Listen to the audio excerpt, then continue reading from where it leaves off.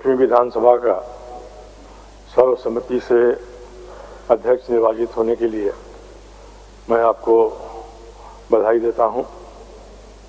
पूर्व के माननीय सदस्यों ने जिन बातों को रखा है उनको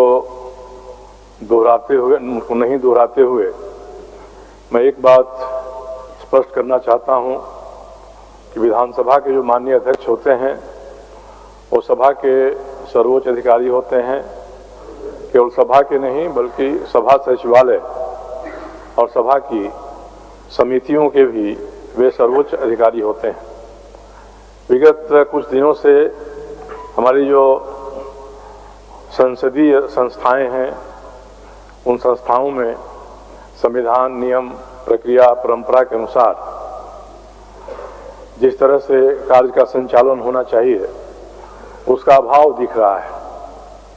सुचारू रूप से अगर संस्थाएं चलेंगी तो लोकतंत्र की महत्ता प्रतिष्ठित होगी। आपका अनुभव है,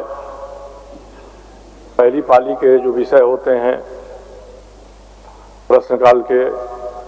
ध्यानाकर्षण के, शून्यकाल के, ये सभी विषय आम जनता के हितों से संबंधित होते हैं। अक्सर हम देखते हैं कि सदन चलता है तो प्रथम पाली में अव्यवस्था हो जाती है, जिसके कारण से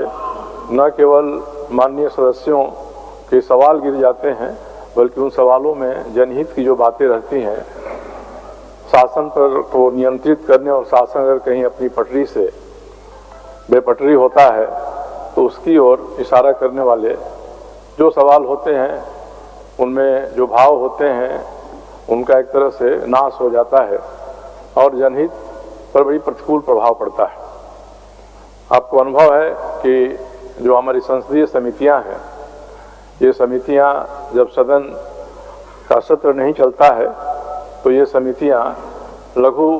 विधानसभा के रूप में प्रतिष्ठित होती हैं। समितियों का संचालन निर्भर करता है कि माननीय अध्यक्ष की तरफ से उन्हें कितना अधिक